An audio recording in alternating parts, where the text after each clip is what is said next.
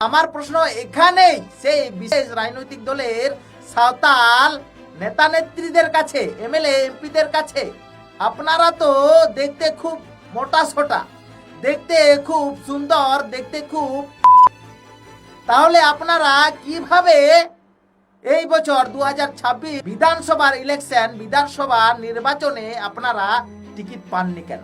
I am sorry, Babu. Johar. আমাদের পশ্চিমবঙ্গতে বেশ কিছুদিন ধরে ভারতের মহামহিম রাষ্ট্রপতি দ্রৌপদী মুর্মুকে যেভাবে অপমান করা হচ্ছে বিশেষ একটি রাজনৈতিক দলের মাধ্যমে, সে দেখে আমি আর বসে থাকতে পারলাম না। আমরা জানি ভারতের রাষ্ট্রপতি মহামহিম দ্রৌপদী মুর্মু আদিবাসী সাঁওতাল সমাজ থেকে উঠে এসেছে। আশ্চর্যের বিষয় হলো এটা যে রাষ্ট্রপতি দ্রৌপদী মুর্মু একজন আদিবাসী সাঁওতাল, আর সেই বিশেষ রাজনৈতিক দলের সাঁওতাল নেতা নেত্রীরা, জনপ্রতিনিধিরা যেভাবে রাষ্ট্রপতি দ্রৌপদী মুর্মুর পিছনে লেগেছে সেটা মানা যায় না।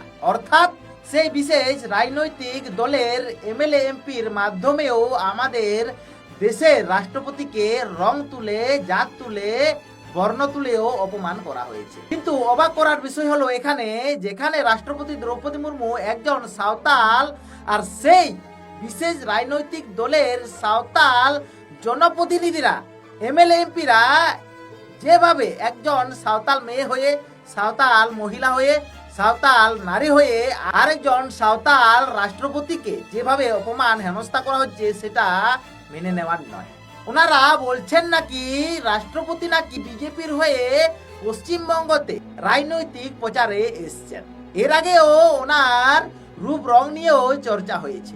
এখন কথা হচ্ছে, আমি ফেসবুক দেখতে দেখতে কিছু পোস্ট দেখতে পাই যেখানে আদিবাসী সাঁওতাল সম্প্রদায়ের নেতা নেত্রীরা এই বছর অর্থাৎ 2026 বিধানসভার ইলেকশনে তারা টিকিট পায়। অর্থাৎ আমার প্রশ্ন এখানেই সেই বিশেষ রাজনৈতিক দলের সাঁওতাল নেতা নেত্রীদের কাছে, এমএলএ এমপিদের কাছে, আপনারা তো দেখতে খুব মোটা সোটা, দেখতে খুব সুন্দর, দেখতে খুব, তাহলে আপনারা কিভাবে এই বছর 2026 বিধানসভার ইলেকশন, বিধানসভার নির্বাচনে আপনারা টিকিট পাননি কেন? অর্থাৎ এখানে প্রশ্ন থেকে যায়, নিশ্চয়ই আপনারা অর্থাৎ সাঁওতাল নেতা নেত্রীরা নিশ্চয়ই সেই বিশেষ রাজনৈতিক দলের মানুষদেরকে মনোরঞ্জন দিতে পারছেন না। হয়তোবা তারা ভালো নাচ দেখাতে পাচ্ছেন না, হয়তোবা ভালো খেলা দেখাতে পাচ্ছেন না,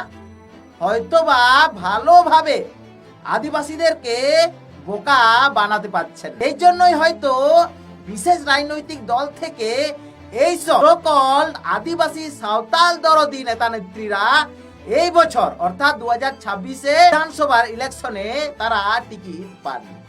আপনারা যতই মহামহিম রাষ্ট্রপতি দ্রৌপদী মুর্মুকে অপমান করুন না কেন, ওনার জুতোর সমানও আপনাদের যোগ্যতা নেই।